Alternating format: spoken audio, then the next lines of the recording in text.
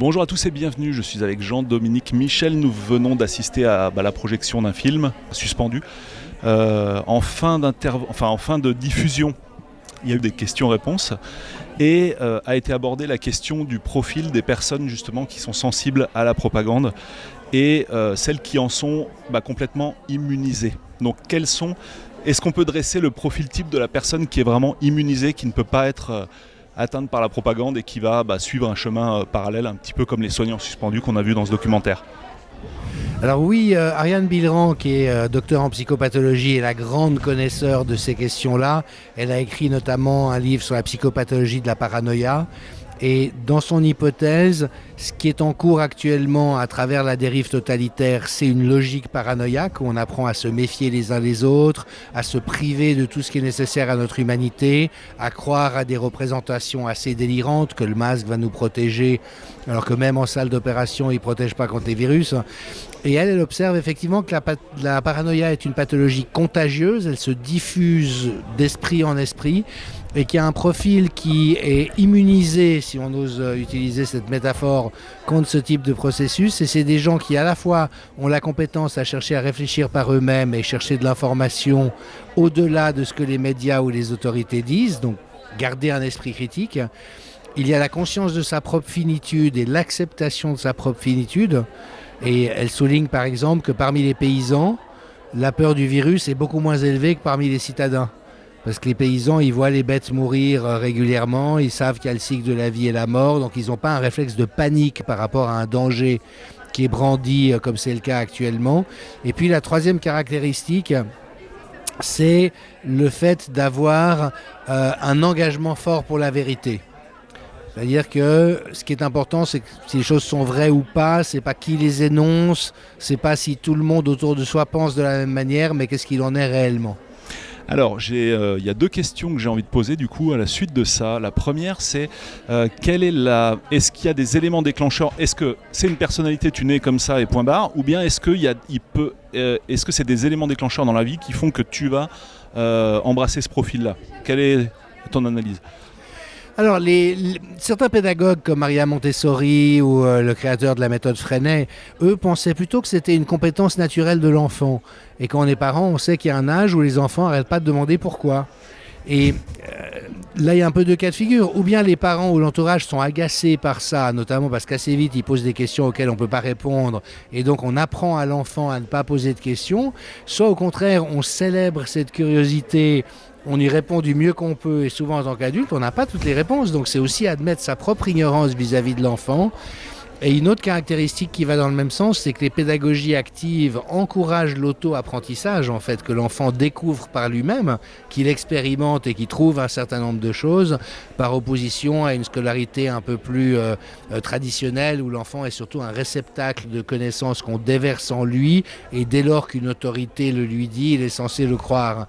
Donc en ce qui me concerne, même s'il y a des tempéraments différents, je dirais que c'est plutôt un potentiel qui a été gardé intact chez certaines personnes et qui a été abîmé chez d'autres. C'est intéressant, donc l'environnement familial, l'éducation, tout ça c'est des éléments pour toi qui sont primordiaux, quoi. Oui, beaucoup. Et c'est vrai qu'on voit qu'il y a des milieux familiaux dans lesquels on encourage beaucoup le débat d'idées. Il y a toutefois un motif intéressant en l'espèce, c'est que ce sont plutôt les classes éduquées intellectuellement qui sont les plus vulnérables à la doxa du Covid. Alors que les gens qui ont gardé une intelligence plus simple, plus incarnée, plus pratique, plus proche du réel, en fait, se montrent beaucoup plus sagaces et beaucoup plus intelligents que ceux qui se croient très intelligents. Alors ça tombe bien parce que justement c'est la deuxième question que je voulais poser.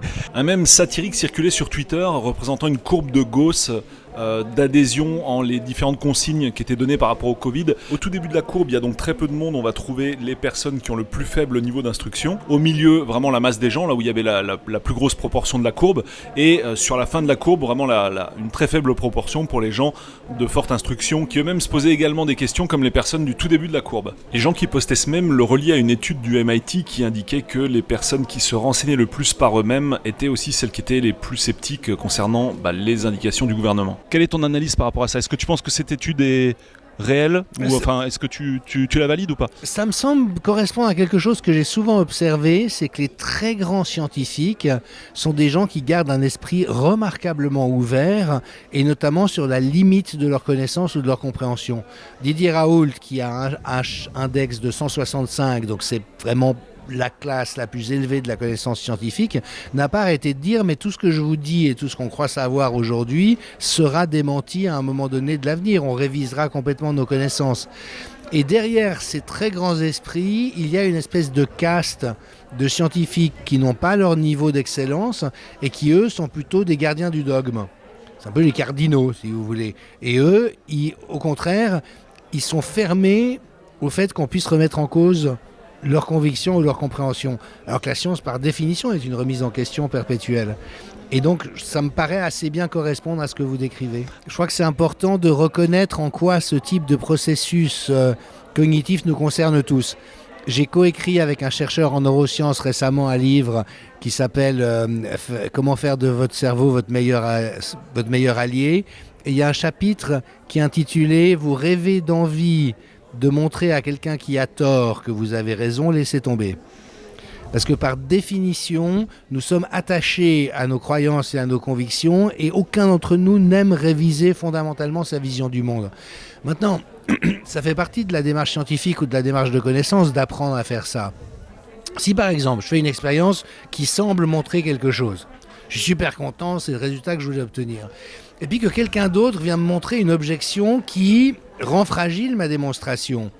Si je suis un très bon scientifique ou un scientifique intègre, je vais plutôt accueillir ça en me disant « Ah, il y a peut-être quelque chose que je n'ai pas pleinement compris ». Ou même si ça invalide mon hypothèse, le fait de dire « Il faut que je cherche encore, elle n'était pas suffisante ». Et on cite souvent le cas de Thomas Edison, inventeur génial, qui a répondu à la question « Comment avez-vous fait pour inventer l'ampoule électrique ?» J'ai commencé par me tromper 9999 fois. Donc un vrai scientifique, il n'est pas dérangé par la remise en question de ses convictions. Par contre, tout ce milieu, plus d'une nomenclatura qui a un certain pouvoir dans les institutions, elle, évidemment, est beaucoup moins ouverte au vrai débat d'idées. On l'a beaucoup vu ces temps-ci. Alors, une des armes du système aussi, c'est de faire croire aux gens qui ne pensent pas comme lui qu'ils sont fous, en fait, finalement. Oui. Quel est le remède contre ça ? Alors justement, c'est là où c'est tellement important qu'on se mette en lien. Parce que c'est vrai que quand on a une intuition, une compréhension vraiment qui nous semble juste intérieurement, et que les seuls messages qu'on reçoit en retour sont des messages de dénigrement ou de disqualification, tous les gens honnêtes tendent à se remettre en question. Il y a un système d'auto-vérification permanent. Oui, et puis les gens sensibles et intelligents ont plutôt tendance à se mettre beaucoup plus en question que les autres. Alors que les gens qui sont beaucoup plus fermés ou beaucoup plus autoritaires, eux, de toute manière, ils ne peuvent pas avoir tort, par définition. Donc le risque, c'est qu'on en vienne à disqualifier des perceptions justes par défaut de confirmation d'autres personnes. Et c'est là où c'est tellement important qu'on se mette en lien les uns avec les autres. Et dans le cadre du Conseil scientifique indépendant, par exemple, dont on a eu la 62e édition hier, on fait venir de semaine en semaine des scientifiques qui sont parmi les meilleurs dans leur domaine et qui viennent confirmer tout ce qu'on dit. Et ça permet aux gens qui regardent de dire « mais non, j'étais pas fou, j'avais raison ». Il y a peut-être quelqu'un de plus éduqué ou de mieux formé que moi qui a essayé de me faire croire que j'avais tort, mais quelqu'un d'encore plus qualifié que lui est en train de me démontrer l'inverse. Alors ça, c'est bien le problème justement, c'est qu'en face, il y a d'autres experts qui disent exactement le contraire. Donc face à ça, une personne qui n'est pas médecin, quel médecin doit-elle croire finalement ? Exact, et en plus ça fait partie de la stratégie d'ingénierie sociale.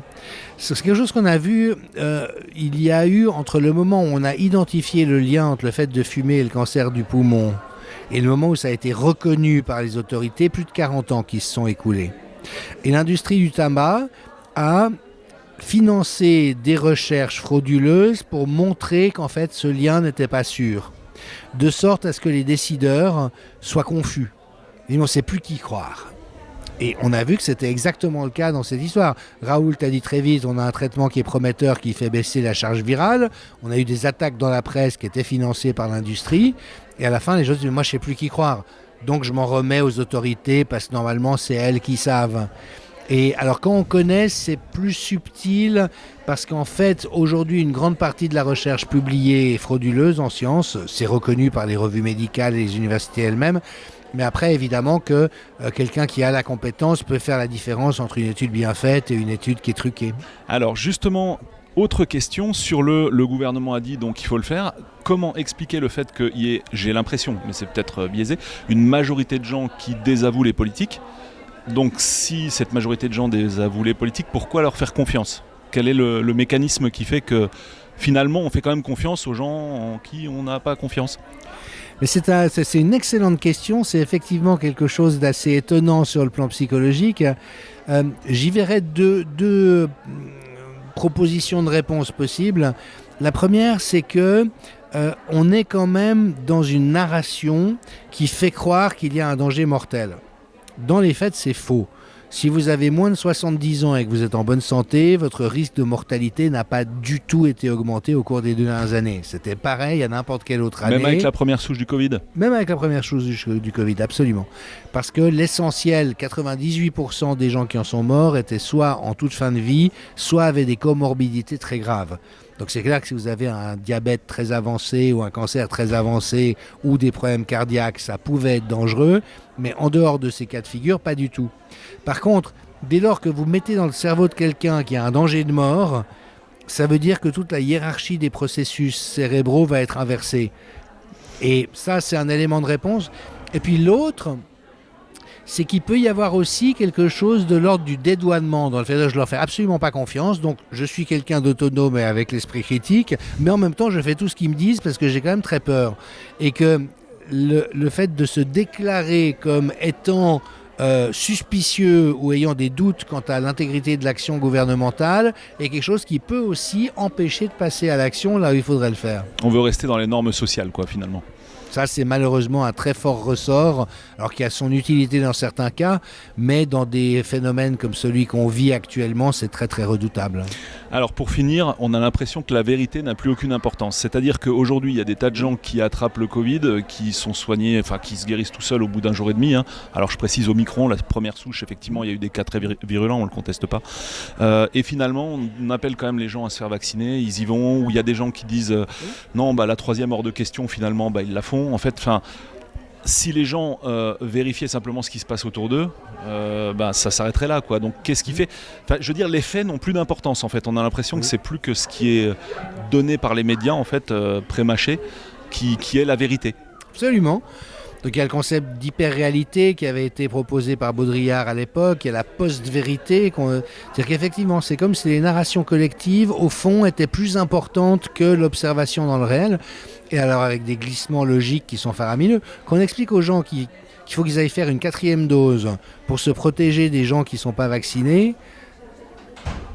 S'il y a pour 3 rouages de logique dans le cerveau qui sont encore fonctionnels, il y a quand même quelque chose qui ne joue pas. C'est-à-dire que si le vaccin il protège, les gens vaccinés ils ne sont pas à risque. Ou bien le fait de dire c'est vrai que le vaccin ne protège pas contre l'infection et la contamination, par contre il protège des formes graves. Il s'avère que c'est aussi faux, mais enfin c'est ce qu'on a fait croire. Les enfants ne font pas de formes graves, donc il faut vacciner les enfants. Donc on est effectivement dans des sophismes qui sont très très forts, c'est-à-dire que normalement même un enfant de 7 ans peut comprendre que ça ne joue pas sur le plan de la logique, mais dès lors qu'on est dans cette narration qui l'a emporté sur le réel, à ce moment-là, ça n'est plus le réel qui compte. Allez, vraiment pour finir, parce qu'il est super tard et sinon on va y passer la nuit parce que c'est passionnant, comment briser la chaîne justement, comment revenir au réel en fait et puis sortir de tout ça et voilà, que ça s'arrête. Alors... comment dirais-je, il y a un autre processus qu'un professeur en neuromarketing de mes amis m'a aidé à comprendre, c'est qu'en fait, quand on est dans une situation où il y a une très forte incertitude et de l'angoisse, on rêve d'une porte de sortie. Donc on nous a fait croire que le confinement était une porte de sortie, c'était faux. On nous a fait croire que le port du masque était une porte de sortie, c'était faux. On nous a fait croire que le vaccin était une porte de sortie, c'était faux. Maintenant on dit encore aux gens, mais ça protège quand même des formes graves. Ah, ça protège quand même des formes graves. Parce qu'il faut une porte de sortie. Mais au fur et à mesure que toutes ces différentes hypothèses s'avèrent fausses les unes après les autres, il y a quand même quelque chose qui, par empilement d'espoirs déçus, se met à vaciller. Et donc un des grands spécialistes de ces questions, professeur de psychologie à l'université de Gand, qui s'appelle Matthias Desmet, dit à ce stade, il faut continuer à nommer les choses de manière ferme et sereine, mais en ayant conscience que le mensonge va s'effondrer du même tôt ou tard. Est-ce que c'est dans un mois, est-ce que c'est dans une année, on ne sait pas, mais avec la somme d'absurdités que chacun a déjà avalées, je veux dire, on peut faire passer des vessies pour des lanternes pendant longtemps, mais pas pour l'éternité. Eh ben, ce sera le mot de la fin. Merci, super interview. Salut à tous. Merci à vous.